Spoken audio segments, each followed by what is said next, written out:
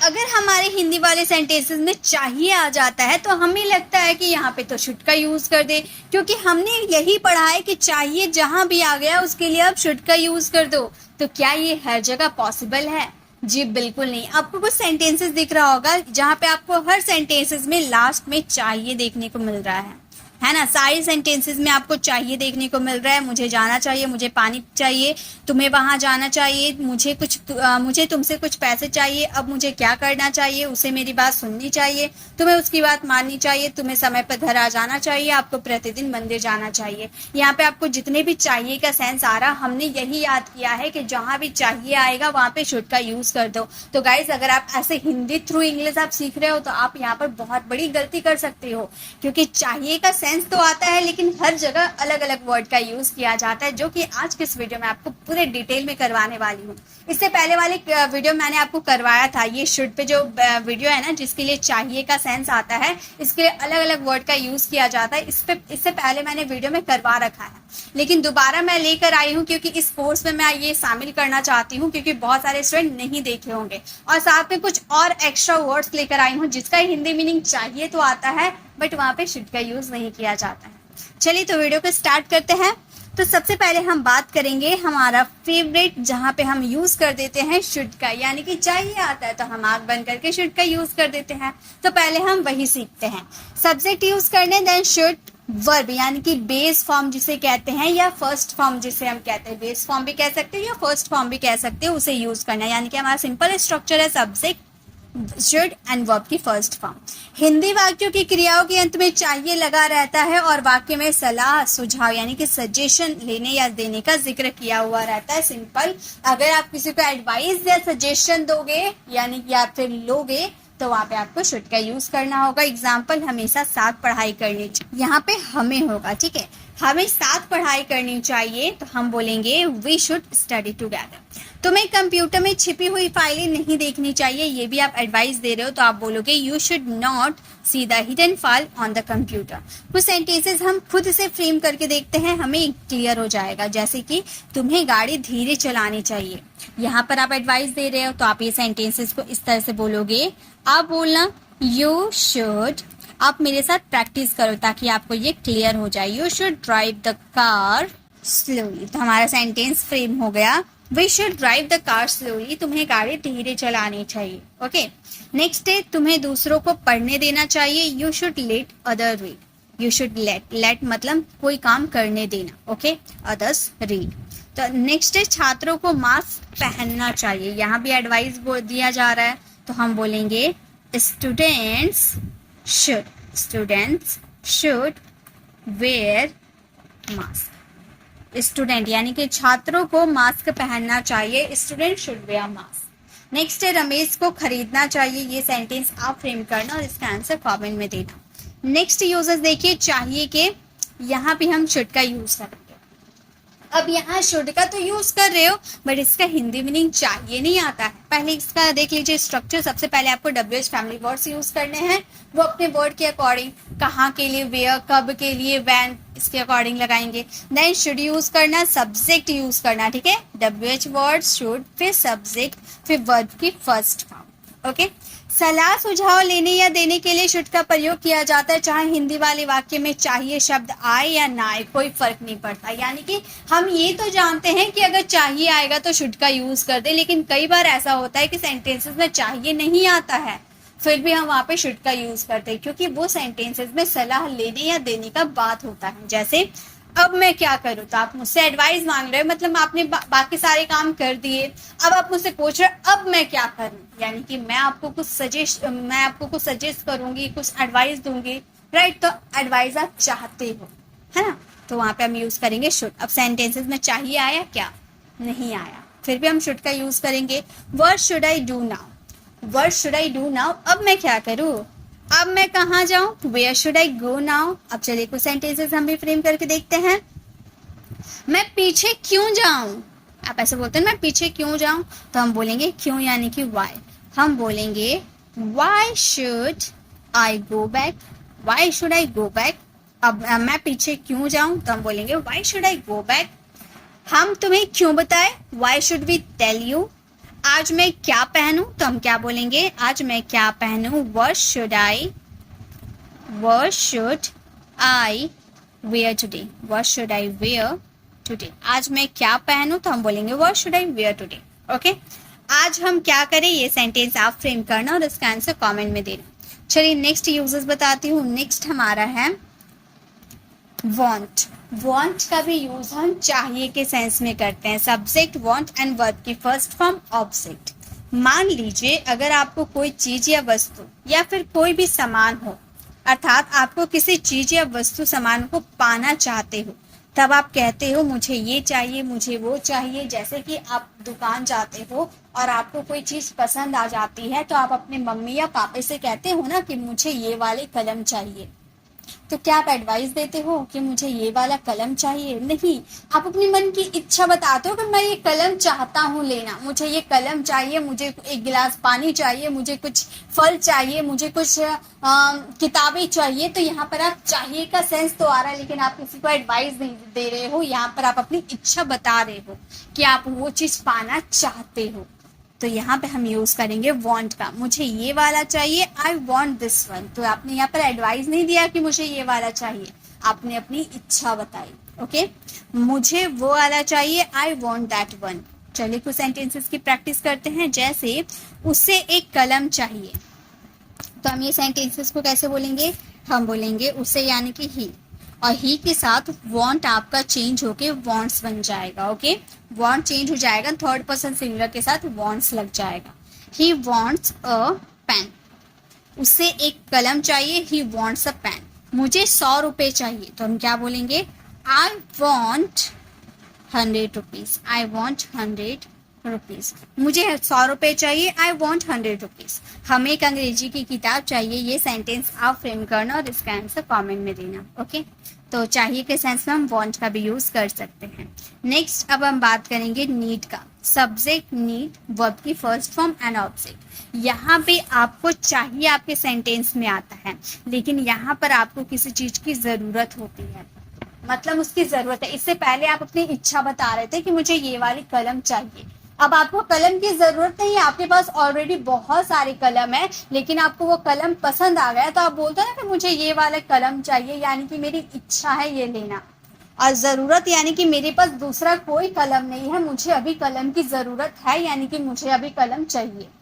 Okay, तो एक आपकी इच्छा शो करता है यानी कि want, और जरूरत शो करता है यानी कि नीड. जैसे मुझे पानी चाहिए यानी कि मुझे पानी की जरूरत है, मेरे पास पानी नहीं है पीने को, मुझे प्यास लगी है, यानी कि मुझे पानी की जरूरत है.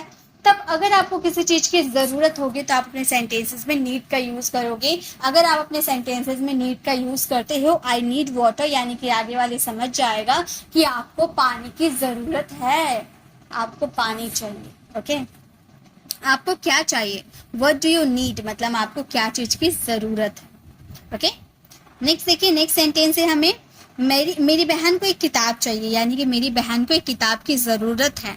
ओके, तो हम बोलेंगे माई सिस्टर.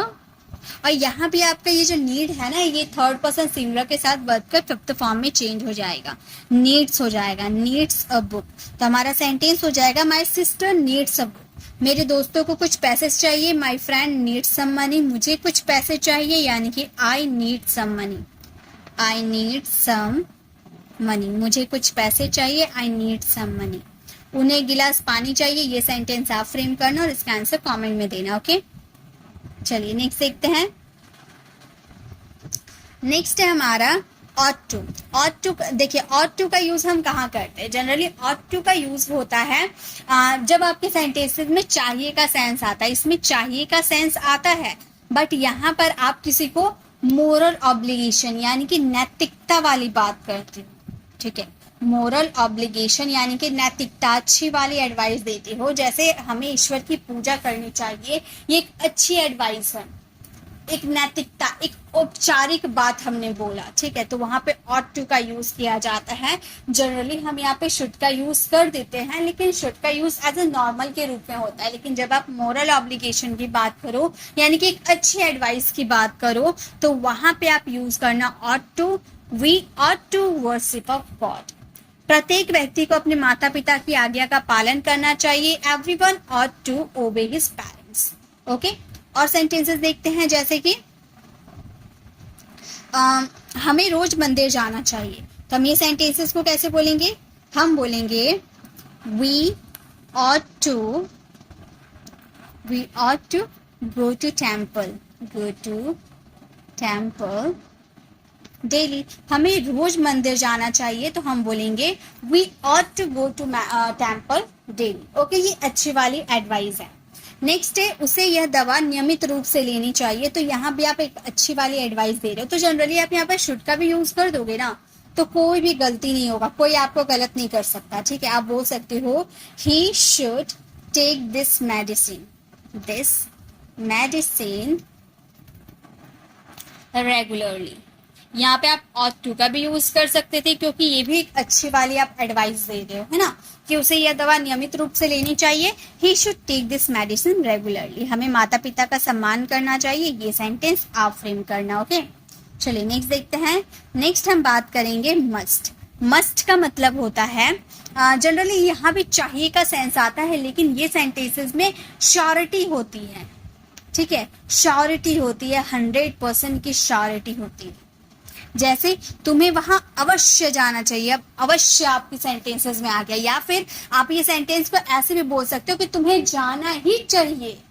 अगर जाना ही चाहिए यानी कि आप अपने सेंटेंस में श्योरिटी की बात करो, 100% श्योरिटी है, अवश्य, जरूर, पक्का सेंटेंसेस में यूज हो रहा है, यानी कि वहां पे मस्ट का यूज होगा.